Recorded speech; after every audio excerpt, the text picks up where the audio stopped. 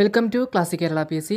അപ്പോൾ നമ്മൾ നോക്കാൻ പോകുന്നത് PSC 2024 ചോദിച്ച ഏറ്റവും പ്രധാനപ്പെട്ട മുൻകാല ചോദ്യങ്ങളും അതിൻ്റെ ആൻസേഴ്സുമാണ്. അപ്പോൾ ഇനി നടക്കാൻ പോണ LDC എക്സാമിന് ഈ ചോദ്യങ്ങളൊക്കെ എന്തായാലും റിപ്പീറ്റ് ചെയ്യുന്നതായിരിക്കും. അപ്പോൾ ഈ ടോപ്പിക്കുകളും ഈ SCRT ചാപ്റ്റേഴ്സ് എല്ലാം മാക്സിമം ഫോക്കസ് ചെയ്ത് നല്ലോണം പഠിക്കുക. ആദ്യത്തെ ചോദ്യം നമുക്ക് നോക്കാം. രാജാറാം മോഹൻ റോയ് ബംഗാളി ഭാഷയിൽ ആരംഭിച്ച പത്രം ഏതെന്നാണ് ചോദിച്ചിരിക്കുന്നത്. ഏതാണ്? സിമ്പിളായിട്ടുള്ള ചോദ്യമാണ്. ഓപ്ഷൻ സി സമ്പാദ് കൗമുദിയാണ് ആൻസർ ആയിട്ടുള്ളത്. ഇത് SCRTയിൽ 10ാം ക്ലാസ്സിലെ സംസ്കാരവും ദേശീയതയും എന്ന് പറയുന്ന ചാപ്റ്ററിൽ നിന്നാണ് ഈ ക്വസ്റ്റ്യൻ വന്നിരിക്കുന്നത്. അപ്പോൾ ഈ ചോദ്യം മാത്രമല്ല, ആദ്യത്തെ 4 ചോദ്യങ്ങൾ സംസ്കാരവും ദേശീയതയും എന്ന് പറയുന്ന ഈ ചാപ്റ്ററിൽ നിന്നാണ് വന്നിരിക്കുന്നത്. അപ്പോൾ നമുക്ക് ഡീറ്റെയിൽ ആയിട്ട് തന്നെ നോക്കാം. രാജാറാം മോഹൻ റോയ് ബംഗാളി ഭാഷയിൽ ആരംഭിച്ച പത്രമാണ് സമ്പാദ് കൗമുദി. അതുപോലെ രാജാറാം മോഹൻ റോയ് പേർഷ്യൻ ഭാഷയിൽ ആരംഭിച്ച പത്രമാണ് മിറാത്ത് ഉൽ അക്ബർ. പേർഷ്യൻ ഭാഷയിൽ ഏതാണ്? മിറാത്ത് ഉൽ അക്ബറും. അതുപോലെ ബംഗാളി ഭാഷയിൽ ആരംഭിച്ചതാണ് സമ്പാദ് കൗമുദി.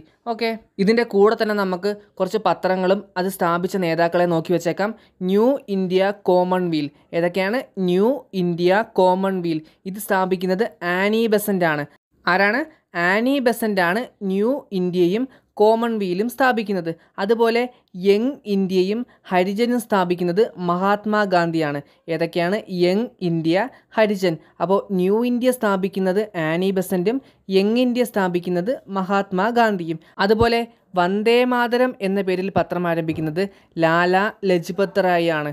ഏതാണ്? വന്ദേ മാതരം എന്ന പേരിൽ പത്രം ആരംഭിക്കുന്നത് ലാല ലജ്പത് റായ്. ഒരു പത്രം കൂടി നോക്കി വെച്ചോ. ബംഗാളി എന്ന പേരിൽ പത്രം ആരംഭിക്കുന്നത് സുരേന്ദ്രനാഥ് ബാനർജി. ആരാണ്? ബംഗാളി എന്ന പേരിൽ പത്രം ആരംഭിക്കുന്നതാണ് സുരേന്ദ്രനാഥ് ബാനർജി. ഓക്കെ, അപ്പോൾ അടുത്ത ചോദ്യം നോക്കാം. ഇന്ത്യയിലെ ആദ്യത്തെ വനിതാ സർവകലാശാല സ്ഥാപിച്ചത് ആരെന്നാണ് ചോദിച്ചിരിക്കുന്നത്. ആരാണ്? ഇതും ഈ സെയിം ചാപ്റ്ററിൽ നിന്ന് വന്ന ക്വസ്റ്റ്യൻ തന്നെയാണ്. ഓപ്ഷൻ ഡി DK കാർവേ ആണ് ആൻസർ ആയിട്ടുള്ളത്. DK കാർവേ ആണ് ആദ്യമായിട്ട് ഇന്ത്യയിൽ വനിതാ സർവകലാശാല സ്ഥാപിക്കുന്നത്. ഇതിൻ്റെ കൂടെ തന്നെ നോക്കി വെച്ചോ, വനിതാ സർവകലാശാല സ്ഥാപിക്കുന്നത് എവിടെയാണ്? പൂനെയിലാണ്. ബോംബെയിലെ പൂനെയിലാണ് വനിതാ സർവകലാശാല DK കാർവേ സ്ഥാപിക്കുന്നത്. ഇതിൻ്റെ കൂടെ തന്നെ ഒരു വർഷവും കൂടി നോക്കി വെച്ചോ. 1916 DK കാർവേ വനിതാ സർവകലാശാല ആദ്യമായിട്ട് സ്ഥാപിക്കുന്നത്. ഓക്കെ, 1916 പൂനെയിലാണ് DK കാർവേ വനിതാ സർവകലാശാല സ്ഥാപിക്കുന്നത്. ഓക്കെ, അടുത്ത ചോദ്യം നോക്കാം. വിഷ്ണു കൃഷ്ണ ചിപ്ലൂങ്കർ നിബന്ധമാല എന്ന കൃതി ഏത് ഭാഷയിലാണ് രചിച്ചത്? ഏത് ഭാഷയിലാണ്? മറാത്തി ഭാഷയിലാണ് വിഷ്ണു കൃഷ്ണ ചിപ്ലൂങ്കർ നിബന്ധമാല രചിക്കുന്നത്. അപ്പോൾ സംസ്കാരവും ദേശീയതയും എന്ന് പറയുന്ന ചാപ്റ്ററിൽ തന്നേക്കുന്ന ഒരു ബോക്സിൽ നിന്നാണ് ഈ ചോദ്യം വന്നേക്കുന്നത്. നിബന്ധമാല രചിക്കുന്നത് ആരാണ്? വിഷ്ണു കൃഷ്ണ ചിപ്ലൂങ്കർ. ഭാഷ ഏതാണ്? മറാത്തി. അതുപോലെ ഗോര, ഗീതാഞ്ജലി ഇത് രചിക്കുന്നത് രവീന്ദ്രനാഥ് ടാഗോറാണ്. ആരാണ്? ഗോരയും ഗീതാഞ്ജലിയും രചിക്കുന്നത് രവീന്ദ്രനാഥ് ടാഗോറാണ്. അതുപോലെ ഏത് ഭാഷയിലാണ് രചിക്കുന്നത്? ബംഗാളി ഭാഷയിലാണ് ഗോരയും ഗീതാഞ്ജലിയും രവീന്ദ്രനാഥ് ടാഗോർ രചിക്കുന്നത്. ഇതിൻ്റെ കൂടെ തന്നെ മെയിനായിട്ടുള്ള ഒരു കാര്യം കൂടി നോക്കി വെച്ചോ. സേവാസദൻ, പ്രേമാശ്രമം, രംഗഭൂമി, ഗോദാൻ. ഏതൊക്കെയാണ്? സേവാസദൻ, പ്രേമാശ്രമം, രംഗഭൂമി, ഗോദാൻ. ഈ 4 കൃതികളും രചിക്കുന്നത് പ്രേംചന്ദാണ്. ആരാണ്? പ്രേംചന്ദ് ഹിന്ദി ഭാഷയിലാണ് രചിക്കുന്നത്. ഏതൊക്കെയാണ്? സേവാസദൻ, പ്രേമാശ്രമം, രംഗഭൂമി, ഗോദാൻ. 4ഉം ചോദിച്ചിട്ടുള്ളതാണ്. നല്ലോണം തന്നെ നോക്കി വെച്ചോ. അപ്പോൾ അടുത്തത് പാഞ്ചാലി ശബദം, കളിപ്പാട്ട്, കണ്ണൻപാട്ട്, കുയിൽപ്പാട്ട്. ഏതൊക്കെയാണ്? പാഞ്ചാലി ശബദം, കളിപ്പാട്ട്, കണ്ണൻപാട്ട്, കുയിൽപ്പാട്ട്. ഇത് 4ഉം രചിക്കുന്നത് സുബ്രഹ്മണ്യ ഭാരതിയാണ്. ആരാണ്? സുബ്രഹ്മണ്യ ഭാരതിയാണ് പാഞ്ചാലി ശബദം, കളിപ്പാട്ട്, കണ്ണൻപാട്ട്, കുയിൽപ്പാട്ട് രചിക്കുന്നത്. ഏത് ഭാഷയിലാണെന്ന് വെച്ചാൽ തമിഴിലാണ് രചിക്കുന്നത്. ഓക്കെ, പ്രേംചന്ദിൻ്റെയും അതുപോലെ വിഷ്ണു കൃഷ്ണ ചിപ്ലൂങ്കറിൻ്റെയും കൃതിയാണ് PC റിപ്പീറ്റ് ആയിട്ട് ചോദിക്കുന്നത്. അപ്പോൾ എഴുതിയിട്ട് തന്നെ അത് പഠിച്ചു വെച്ചോ. നമുക്ക് അടുത്ത ചോദ്യം നോക്കാം. ഇന്ത്യൻ സൊസൈറ്റി ഓഫ് ഓറിയൻ്റൽ ആർട്സിൻ്റെ സ്ഥാപകൻ ആരെന്നാണ് ചോദിച്ചിരിക്കുന്നത്. ഇതും സിമ്പിളായിട്ടുള്ള ചോദ്യമാണ്. ഓപ്ഷൻ സി അബനീന്ദ്രനാഥ് ടാഗോറാണ് Indian Society of Oriental Arts സ്ഥാപിക്കുന്നത്. ആരാണ്? അബനീന്ദ്രനാഥ് ടാഗോറാണ് Indian Society of Oriental Arts സ്ഥാപിക്കുന്നത്. ഇതിൻ്റെ കൂടെ തന്നെ നോക്കി വെച്ചോ. അബനീന്ദ്രനാഥ് ടാഗോർ കൊൽക്കത്തയിലാണ് Indian Society of Oriental Arts സ്ഥാപിക്കുന്നത്. എവിടെയാണ്? കൊൽക്കത്തയിലാണ് Abanindranath Tagore Indian Society of Oriental Arts സ്ഥാപിക്കുന്നത്. ഇതിൻ്റെ കൂടെ തന്നെ ഒരു കാര്യം കൂടി നോക്കി വെച്ചോ. ഗ്രാമീണ ജീവിതം എന്ന ചിത്രം വരച്ചത് അമൃത ഷേർഗിലാണ്. ആരാണ്? അമൃത ഷേർഗിലാണ് ഗ്രാമീണ ജീവിതം എന്ന ചിത്രം വരച്ചത്. അതുപോലെ ഗ്രാമീണ ചെണ്ടക്കാരൻ എന്ന ചിത്രം വരച്ചത് നന്ദലാൽ ബോസാണ്. അപ്പോൾ ഗ്രാമീണ ചെണ്ടക്കാരൻ വരച്ചത് നന്ദലാൽ ബോസും ഗ്രാമീണ ജീവിതം വരച്ചത് അമൃത ഷേർഗിലും. അപ്പോൾ ഇത് രണ്ടും ക്ലിയർ ആയിട്ട് തന്നെ നോക്കി വെച്ചോ. നമ്മളിപ്പോൾ പറഞ്ഞ അബനീന്ദ്രനാഥ് ടാഗോറിൻ്റെ പ്രധാനപ്പെട്ട ഒരു ചിത്രമാണ് ഭാരതമാത. ഏതാണ്? ഭാരതമാത എന്ന ചിത്രം വരച്ചത് അബനീന്ദ്രനാഥ് ടാഗോറാണ്. അപ്പോൾ ഇതെല്ലാം പ്രീവിയസ് ആയിട്ട് ചോദിച്ചിട്ടുള്ള കാര്യങ്ങളാണ്. എഴുതിയിട്ട് തന്നെ ക്ലിയർ ആയിട്ട് നോക്കി വെച്ചോ. നമുക്ക് അടുത്ത ചോദ്യം നോക്കാം. ഇന്ത്യൻ ഭരണഘടനയുടെ ആമുഖം ഇതുവരെയായി എത്ര തവണ ഭേദഗതി ചെയ്തു? സിമ്പിളായ ചോദ്യമാണ്. ഓപ്ഷൻ എ, ഒരു തവണയാണ് ഇന്ത്യൻ ഭരണഘടന ഇതുവരെ ഭേദഗതി ചെയ്തിട്ടുള്ളത്. എന്നാണ്? 1976 42ാം ഭരണഘടനാ ഭേദഗതിയിലൂടെയാണ് ആമുഖം ഭേദഗതി ചെയ്യുന്നത്. എന്നാണ്? 1976 42ാം ഭരണഘടനാ ഭേദഗതി. ഈ വർഷം കോൺസ്റ്റിറ്റ്യൂഷനിൽ നിന്ന് ചോദിച്ച എല്ലാ ചോദ്യങ്ങളും നമ്മൾ മറ്റൊരു വീഡിയോ ചെയ്തിട്ടുണ്ട്. അതിനകത്ത് നമ്മൾ പ്രത്യേകിച്ച് എടുത്ത് പറഞ്ഞ കാര്യം തന്നെയാണ് ആമുഖം എന്ന് പറഞ്ഞ ടോപ്പിക്ക് ഷുവറായിട്ട് നോക്കണമെന്ന്. അപ്പോൾ അതിൽ നിന്ന് തന്നെ വീണ്ടും ചോദ്യം വന്നിട്ടുണ്ട്. ആമുഖം എത്ര തവണ ഭേദഗതി ചെയ്തിട്ടുണ്ട്? ഒരു തവണ. എന്നാണ്? 1976 42ാം ഭേദഗതി. ഓക്കെ. ഈ 42ാം ഭേദഗതിയിലൂടെ തന്നെയാണ് ഇന്ത്യൻ ഭരണഘടനയിൽ മൗലിക കടമകൾ കൂടിച്ചേർത്തത്. ഏതാണ്? മൗലിക കടമകൾ. 10 മൗലിക കടമകൾ ഇന്ത്യൻ ഭരണഘടനയിൽ കൂട്ടിച്ചേർത്തത് 42ാം ഭേദഗതിയിലൂടെയാണ്. നിലവിൽ 11 ഫണ്ടമെൻ്റൽ ഡ്യൂട്ടീസാണ് ഉള്ളത്. എത്ര എണ്ണമാണ്? 11 ഈ 11ാമത്തെ മൗലിക കടമ ആഡ് ചെയ്തത് 2002 86ാം ഭരണഘടനാ ഭേദഗതിയിലൂടെയാണ്. എന്നാണ്? 2002 86ാം ഭരണഘടനാ ഭേദഗതിയിലൂടെയാണ് 11ാമത്തെ മൗലിക കടമ ആഡ് ചെയ്തത്. ഓക്കെ. അപ്പോൾ ഇന്ത്യൻ ഭരണഘടനയുടെ ആമുഖവുമായി ബന്ധപ്പെട്ട് കുറച്ച് പോയിന്റ്സ് നമുക്ക് നോക്കാം. 1946 ഡിസംബർ 13. എന്നാണ്? 1946 ഡിസംബർ 13 ജവഹർലാൽ നെഹ്റു അവതരിപ്പിച്ച ലക്ഷ്യപ്രമേയമാണ് പിന്നീട് ഇന്ത്യൻ ഭരണഘടനയുടെ ആമുഖമായിട്ട് മാറുന്നത്. ഏത്? 1946 ഡിസംബർ 13 ജവഹർലാൽ നെഹ്റു അവതരിപ്പിച്ച ലക്ഷ്യപ്രമേയമാണ് ഇന്ത്യൻ ഭരണഘടനയുടെ ആമുഖമായിട്ട് മാറുന്നത്. ഓക്കെ. അടുത്ത ചോദ്യം നമുക്ക് നോക്കാം. ഐക്യ കേരള പ്രതിജ്ഞ എഴുതിയതാരെന്നാണ് ചോദിച്ചിരിക്കുന്നത്. ആരാണ് ഐക്യ കേരള പ്രതിജ്ഞ എഴുതിയിരിക്കുന്നത്? Option C, NV കൃഷ്ണവാര്യറാണ്. ആരാണ്? NV കൃഷ്ണവാര്യറാണ് ഐക്യ കേരള പ്രതിജ്ഞ എഴുതി തയ്യാറാക്കിയത്. 10ാം ക്ലാസ്സിലെ കേരളം ആധുനികതയിലേക്ക് എന്ന് പറയുന്ന ചാപ്റ്ററിൽ ലാസ്റ്റ് ഉള്ളൊരു പോയിൻ്റാണിത്.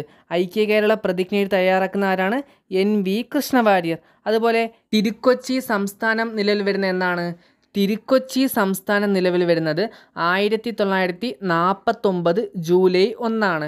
എന്നാണ്? 1949 ജൂലൈ 1 തിരുക്കൊച്ചി സംസ്ഥാനം രൂപീകരിക്കുന്നത്. അതുപോലെ കേരളം എന്ന പേരിലൊരു സംസ്ഥാനം രൂപീകരിക്കുന്നത് 1956 നവംബർ 1. 1956 നവംബർ 1 കേരള സംസ്ഥാനം രൂപീകരിക്കുന്നത്. കേരളം മാത്രമല്ല, കേരളത്തോടൊപ്പം 14 സംസ്ഥാനങ്ങളും 6 കേന്ദ്രഭരണ പ്രദേശങ്ങളും നിലവിൽ വരുന്നത് 1956 നവംബർ 1 തന്നെയാണ്. ഓക്കെ. അപ്പോൾ നമുക്ക് അടുത്ത ചോദ്യം നോക്കാം. മൗലിക കടമകൾ എന്ന ആശയം ഇന്ത്യ ഏത് രാജ്യത്തിൻ്റെ ഭരണഘടനയിൽ നിന്നെടുത്തതാണ്? ഏതാണ്? മൗലിക കടമകൾ എന്ന് പറയുന്ന ആശയം എടുത്തിരിക്കുന്നത് റഷ്യയിൽ നിന്നാണ്. എവിടെ നിന്നാണ്? റഷ്യ എന്ന് പറയുന്ന രാജ്യത്തു നിന്നാണ് മൗലിക കടമകൾ എന്ന് പറയുന്ന ആശയം ഇന്ത്യ എടുത്തത്. മൗലിക കടമകൾ ആഡ് ചെയ്ത് എന്നാണ് നമ്മൾ നേരത്തെ പറഞ്ഞായിരുന്നു. 1976 42ാമത്തെ ഭേദഗതി. ഓക്കെ. മൗലിക കടമകൾ എടുത്തത് റഷ്യ എന്നാണ്. അതുപോലെ പഞ്ചവത്സര പദ്ധതികൾ. ഏതാണ്? പഞ്ചവത്സര പദ്ധതികൾ ഇന്ത്യൻ ഭരണഘടന കടമെടുത്തിരിക്കുന്നത് റഷ്യയിൽ നിന്നാണ്. അപ്പോൾ റഷ്യയിൽ നിന്ന് ഏതൊക്കെയാണ്? പഞ്ചവത്സര പദ്ധതികളും അതിൻ്റെ കൂടെ മൗലിക കടമകളും. മൗലിക കടമകൾ നമ്മൾ നോക്കി റഷ്യ എന്നാണെന്ന്. അതുപോലെ മൗലിക അവകാശങ്ങൾ കടമെടുത്തിരിക്കുന്നത് എവിടെ നിന്നാണ്? മൗലിക അവകാശങ്ങൾ എന്ന് പറയുന്ന ആശയം എടുത്തിരിക്കുന്നത് അമേരിക്കയിൽ നിന്നാണ്. മൗലിക അവകാശങ്ങൾ എവിടെ നിന്നാണ്? അമേരിക്ക. ഓക്കെ. അതുപോലെ വൈസ് പ്രസിഡൻറ്റ് എന്ന് പറയുന്നൊരു പോസ്റ്റ് എടുത്തിരിക്കുന്നതും അമേരിക്കയിൽ നിന്നാണ്. റീസെൻ്റായിട്ട് PSC ചോദിച്ച കാര്യമാണ്. വൈസ് പ്രസിഡൻറ്റ് എന്ന് പറയുന്ന പോസ്റ്റ് ഇന്ത്യൻ ഭരണഘടന കടമെടുത്തിരിക്കുന്നത് അമേരിക്കയിൽ നിന്നാണ്. ഓക്കെ, അതുപോലെ ബ്രിട്ടൻ എന്ന് പറയുന്ന രാജ്യത്ത് നിന്ന് എടുത്തതാണ് റിട്ട്. ഏതാണ് റിട്ട് എടുത്തിരിക്കുന്നത്? ബ്രിട്ടൻ. നമുക്ക് പറയുമ്പോൾ റൈമിംഗ് ഉണ്ട്, റിട്ട് ബ്രിട്ടൻ, അങ്ങനെ നമുക്ക് ഓർത്ത് വയ്ക്കാം. റിട്ട് എടുത്തത് എവിടെ നിന്നാണ്? ബ്രിട്ടൻ എന്ന് പറയുന്ന രാജ്യത്തു നിന്നാണ് എടുത്തത്. ഓക്കെ, ഇതിൻ്റെ കൂടെ തന്നെ ഒരു പോയിന്റും കൂടി നോക്കി വെച്ചോ, മാർഗനിർദ്ദേശക തത്വങ്ങൾ. ഏതാണ്? മാർഗനിർദ്ദേശക തത്വങ്ങൾ എന്ന് പറയുന്ന ആശയം ഇന്ത്യ കടമെടുത്തിരിക്കുന്നത് അയർലൻഡിൽ നിന്നാണ്. എവിടെ നിന്നാണ്? അയർലൻഡിൽ നിന്നാണ് മാർഗനിർദ്ദേശക തത്വങ്ങൾ ഇന്ത്യൻ ഭരണഘടന കടമെടുത്തിരിക്കുന്നത്. അതുപോലെ ഇന്ത്യൻ ഭരണഘടനയിൽ 4-ാം ഭാഗത്തിലാണ് മാർഗനിർദ്ദേശക തത്വങ്ങളെക്കുറിച്ച് പ്രതിപാദിക്കുന്നത്. എത്രാം ഭാഗത്തിലാണ്? 4-ാം ഭാഗത്തിൽ 36 മുതൽ 51-ാമത്തെ അനുച്ഛേദം വരെയാണ് മാർഗനിർദ്ദേശക തത്വങ്ങളെക്കുറിച്ച് ഇന്ത്യൻ ഭരണഘടനയിൽ പ്രതിപാദിക്കുന്നത്. എത്രാമത്തെയാണ്? 4-ാം ഭാഗത്തിൽ 36 മുതൽ 51-ാമത്തെ അനുച്ഛേദം വരെ. ഓക്കെ, നമുക്ക് അടുത്ത ചോദ്യം നോക്കാം. താഴെ പറയുന്നവയിൽ ആരാണ് ഇന്ത്യൻ നാഷണൽ കോൺഗ്രസിൻ്റെ പ്രസിഡന്റ് അല്ലാത്തത് എന്നാണ് ചോദിച്ചിരിക്കുന്നത്. ആരാണ്? ഓപ്ഷൻ എ ബാലഗംഗാധര തിലകാണ് ഇന്ത്യൻ നാഷണൽ കോൺഗ്രസിൻ്റെ പ്രസിഡന്റ് ആവാത്തത്. ഓക്കെ, INC രൂപീകരിക്കുന്നത് എന്നാണ്? 1885 ഡിസംബർ 28-നാണ് ഇന്ത്യൻ നാഷണൽ കോൺഗ്രസ് രൂപീകരിക്കുന്നത്. എന്നാണ് 1885 ഡിസംബർ 28. അതുപോലെ INCയുടെ സ്ഥാപകൻ ആരെന്ന് ചോദിച്ചാൽ A.O. ഹ്യൂമാണ്. ആരാണ്? A.O. ഹ്യൂമാണ് INC സ്ഥാപിച്ചത്. ഇന്ത്യയുടെ കിരീടം വയ്ക്കാത്ത രാജകുമാരൻ എന്നറിയപ്പെടുന്ന വ്യക്തിയാണ് ബാലഗംഗാധര തിലകൻ. ഏതാണ്? ഇന്ത്യയുടെ കിരീടം വയ്ക്കാത്ത രാജകുമാരൻ എന്നറിയപ്പെടുന്ന വ്യക്തിയാണ് ബാലഗംഗാധര തിലകൻ. അതുപോലെ ബാലഗംഗാധര തിലകൻ ആരംഭിച്ച 2 പത്രങ്ങളാണ് മറാത്ത, കേസരി. ഏതൊക്കെയാണ്? മറാത്തയും കേസരിയും എന്ന പേരിൽ പത്രം ആരംഭിക്കുന്നത് ബാലഗംഗാധര തിലകനാണ്. ഈ മറാത്ത എന്ന് പറയുന്ന പത്രം ഇംഗ്ലീഷ് ഭാഷയിലും കേസരി എന്ന് പറയുന്ന പത്രം മറാത്തി ഭാഷയിലുമാണ്. ക്ലിയർ ആയിട്ട് നോക്കി വെച്ചോ.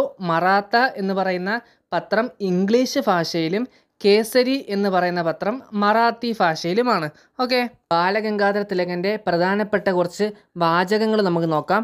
മെച്ചപ്പെട്ട വിദേശ ഭരണത്തേക്കാൾ നല്ലത് തദ്ദേശീയരുടെ മെച്ചമില്ലാത്ത ഭരണമാണ്. എങ്ങനെയാണ്? മെച്ചപ്പെട്ട വിദേശ ഭരണത്തേക്കാൾ നല്ലത് തദ്ദേശീയരുടെ മെച്ചമില്ലാത്ത ഭരണമാണ് എന്ന് പറഞ്ഞത് ബാലഗംഗാധര തിലകനാണ്. അതുപോലെ സ്വാതന്ത്ര്യം എൻ്റെ ജന്മാവകാശമാണ്, ഞാനത് നേടുക തന്നെ ചെയ്യും. ഇത് നമ്മൾ കോമൺ ആയിട്ട് കേൾക്കുന്നതാണ്. സ്വാതന്ത്ര്യം എൻ്റെ ജന്മാവകാശമാണ്, ഞാനത് നേടുക തന്നെ ചെയ്യും എന്ന് പറയുന്ന ആരാണ്? ബാലഗംഗാധര തിലകനാണ്. അടുത്ത ചോദ്യം നോക്കാം. തുലാംപത്ത് സമരം എന്നറിയപ്പെടുന്ന സമരം ഏതെന്നാണ് ചോദിച്ചിരിക്കുന്നത്. ഏതാണ് തുലാംപത്ത് സമരം എന്നറിയപ്പെടുന്നത്? ഓപ്ഷൻ എ പുന്നപ്ര വയലാർ സമരമാണ് തുലാംപത്ത് സമരം എന്നറിയപ്പെടുന്നത്. ഏതാണ്? പുന്നപ്ര വയലാർ സമരം. ഈ പുന്നപ്ര വയലാർ സമരം നടക്കുന്നത് 1946-ലാണ്. എന്നാണ് 1946-ലാണ് പുന്നപ്ര വയലാർ സമരം നടക്കുന്നത്. അതുപോലെ പുന്നപ്ര വയലാർ സമരത്തിൽ പങ്കെടുത്ത കേരള മുഖ്യമന്ത്രി ആരാണ്? VS അച്യുതാനന്ദനാണ് പുന്നപ്ര വയലാർ സമരത്തിൽ പങ്കെടുത്ത കേരള മുഖ്യമന്ത്രി. അതുപോലെ പുന്നപ്ര വയലാർ സമരം നടക്കുന്ന ജില്ല ഏതാണ്? ആലപ്പുഴയിലാണ് പുന്നപ്ര വയലാർ സമരം നടക്കുന്നത്. എവിടെയാണ്? ആലപ്പുഴ ജില്ലയിലാണ് പുന്നപ്ര വയലാർ സമരം നടക്കുന്നത്. അതുപോലെ പുന്നപ്ര വയലാർ സ്മാരകം എവിടെയെന്ന് ചോദിച്ചാൽ കളർക്കോട്. എവിടെയാണ്? കളർക്കോട് എന്ന് പറയുന്ന സ്ഥലത്താണ് പുന്നപ്ര വയലാർ സ്മാരകം സ്ഥിതി ചെയ്യുന്നത്. ആലപ്പുഴ ജില്ലയിൽ തന്നെയുള്ള കളർക്കോട് എന്ന് പറയുന്ന സ്ഥലത്താണ് പുന്നപ്ര വയലാർ സ്മാരകം സ്ഥിതി ചെയ്യുന്നത്. ഓക്കെ, കല്ലുമാല സമരം നടക്കുന്ന എവിടെയാണെന്ന് അറിയാവോ? കല്ലുമാല സമരം അല്ലെങ്കിൽ പെരിനാട് ലഹള നടക്കുന്നത് കൊല്ലം ജില്ലയിലാണ്. എവിടെയാണ്? കൊല്ലം ജില്ലയിലാണ് കല്ലുമാല സമരം നടക്കുന്നത്. 1915 അയ്യങ്കാളിയാണ് കല്ലുമാല സമരത്തിന് നേതൃത്വം നൽകുന്നത്. ആരാണ്? അയ്യങ്കാളിയാണ് 1915 കല്ലുമാല സമരത്തിന് നേതൃത്വം നൽകുന്നത്. ഓക്കെ, അതുപോലെ ഇലക്ട്രിസിറ്റി സമരം നടക്കുന്ന എവിടെയാണ്? തൃശ്ശൂർ ജില്ലയിലാണ് ഇലക്ട്രിസിറ്റി സമരം നടക്കുന്നത്. എന്നാണെന്ന് ചോദിച്ചാൽ 1936-ലാണ് ഇലക്ട്രിസിറ്റി സമരം തൃശ്ശൂർ ജില്ലയിൽ നടക്കുന്നത്.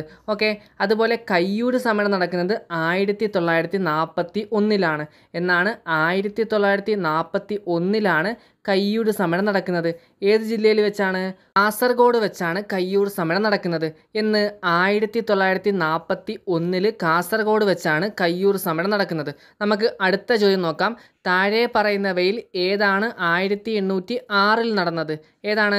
ഓപ്ഷൻ സി വെല്ലൂർ കലാപമാണ് 1806 നടന്നത്. ഏതാണ്? വെല്ലൂർ കലാപമാണ് 1806 നടക്കുന്നത്. ഈ കാര്യം ക്ലിയർ ആയിട്ട് തന്നെ നോക്കി വെച്ചോ. വെല്ലൂർ കലാപം നടക്കുന്ന സംസ്ഥാനം എന്ന് ചോദിച്ചാൽ തമിഴ്നാടാണ് ഉത്തരമായിട്ട് വരുന്നത്. ഏതാണ്? തമിഴ്നാട് വെച്ചാണ് വെല്ലൂർ കലാപം 1806 നടക്കുന്നത്. ഓക്കെ, അപ്പോൾ ഇത്രയും കാര്യങ്ങൾ പറഞ്ഞത് ക്ലിയർ ആണെന്ന് വിശ്വസിക്കുന്നു. അപ്പോൾ നമുക്ക് ഇനി അടുത്തൊരു ക്ലാസ്സിൽ കാണാം. Thank you for watching classic Kerala PSC.